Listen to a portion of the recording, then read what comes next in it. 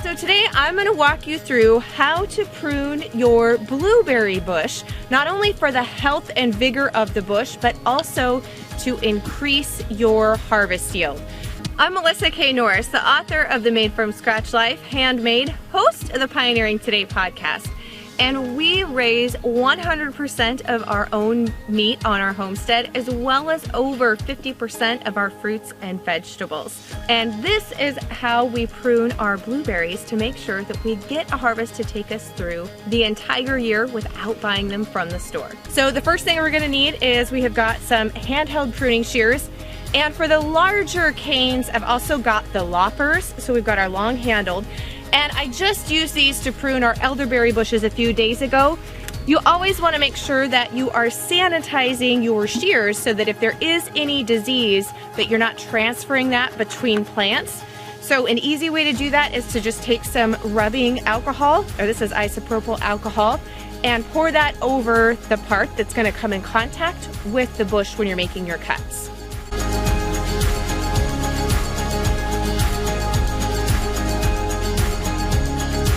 Now, pruning time is going to depend upon your growing climate.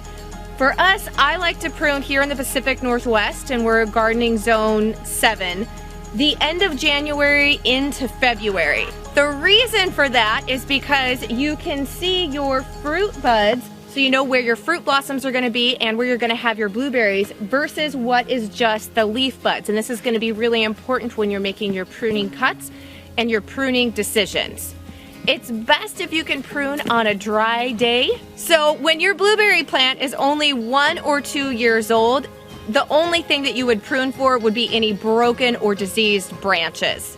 After that, as you start to get into 3, 4, 5, 6, and hopefully decade-old blueberry plants, then you're going to be making some more severe cuts, and I'm going to walk you through each of those. This plant right here is about a 9-year-old blueberry plant.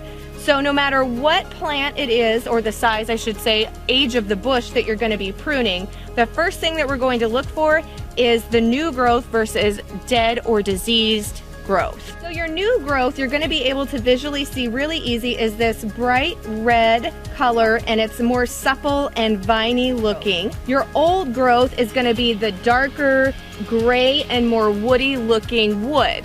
Then you're going to have areas where you have got dead branches, and you can see those because they're usually very dark brown. Sometimes they'll be black, and they don't show any signs of new growth. So the first cut that I make when I'm looking at a plant and we're getting ready to prune, and this is going to be true no matter what age the plant is, even your younger ones, is you want to cut out any of the dead areas. So whenever we're making a pruning cut, when we're cutting out dead, we're going to do it at a 45-degree angle and a nice, sharp, and clean cut. So pruning shears are essential, and you want to make sure that they're nice and sharp. So you're going to come right below the dead area into the healthy tissue, and at a 45-degree angle, you're going to make your cut. We've got another one right here that's right above a fruiting bud, and so we're going to come right above there, and we'll also get that cut out. So this is obviously a dead branch, so they want to remove that. Now when you're removing a full branch that's dead, you're actually going to come and not do that 45 angle cut. You're going to come right up to this part, and you're just going to do it flush right up against it. So we're going to remove that. Now here we've got, at the tip here, these are all fruiting buds. So these larger swollen ones at the tip, these are all going to be multiple blossoms, and you're going to get a handful of berries from here. Then down here, these are all what your little leaf buds are. So this is just going to be foliage. And you can tell when we're looking at this branch, as this comes out, there's hardly anything on this. This is older wood, and it's also growing out into the aisleway where we go through and mow.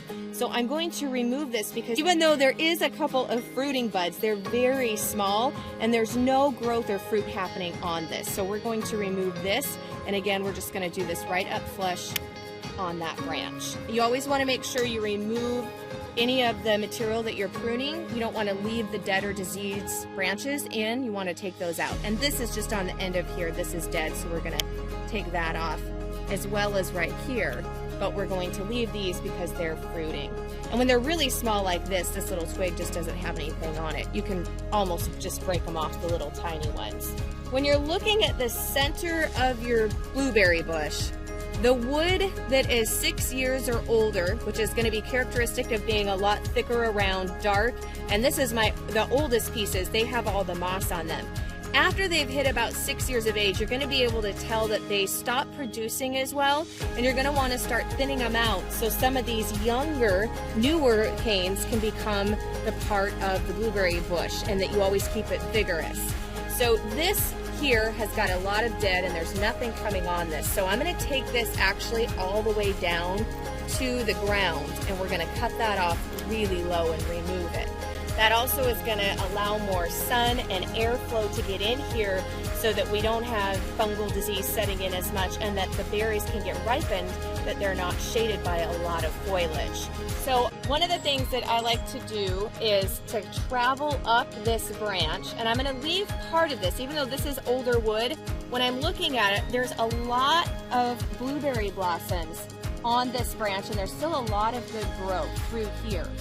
However, this older branch right here, it's shooting into the middle of the plant, which I want to keep that a little bit more open, as I said, for airflow and to help those berries to ripen. And this doesn't have a ton of new growth. It actually has quite a bit of old on there. So I'm just going to remove this portion and take that out. And then we're going to let the rest of this grow. And then next year I probably will remove this in its entirety when this one has filled in a little bit more. Okay, so as we're looking at this plant over here, you can see this is one of those older canes. And as I come out and examine it, there's hardly any new growth on this. There's a few little fruit blossoms, but there's just not a lot. It's not very vigorous. It's not adding much to the plant, and it's taking away. So I'm gonna actually, when you get to these bigger canes on here, we're gonna take our loppers. We've got the longer handles, so you just got more leverage. And you want to go down really low when you're removing a cane, and we're going to just remove and cut that out. And again, as I'm looking at this older wood, now this wood isn't quite as old. It's got a little bit more red to it, a little bit of moss growth on it, and it's not as thick. So I can tell that these are slightly newer, though they are getting older. But I need to evaluate them because I have a lot going on in the center here. And we need to see which one is the healthiest, because these are starting to rub. And you don't ever want to have your canes, or if you're even pruning your fruit trees, when they start to rub, that's a place for disease and insects to enter into the plant. So we want to remove anything that is rubbing and causing friction against one another. So we're going to evaluate and see which of these are the healthiest. So this has a lot out here. There's hardly any fruit buds on here. There's a little bit, but there's not a lot of new growth, and it's not going to be a lot of fruit production. Whereas this one, I've got quite a bit of fruit buds here and a lot coming up through and here. So I'm going to remove this one out. It's also an older cane, and it's just less vigorous. So again, you're going to get your lopper right down in there at the base, making sure you have the right one selected. And we're going to take this one out. And actually, now that I've got it removed, I can kind of get in there at a little bit better angle, and we're going to go even a little bit deeper, taking that out at the ground level. So this one here, even though this isn't a super old one, you can see where we've had breakage here. You want to make sure that we remove this, because that is an easy entry point for disease and insects to come in. I've also got some dead branches coming off of this, and as we look at it, even though this is a little bit newer growth, it's not very vigorous. There's quite a few dead spots, and there's only a few fruit buds.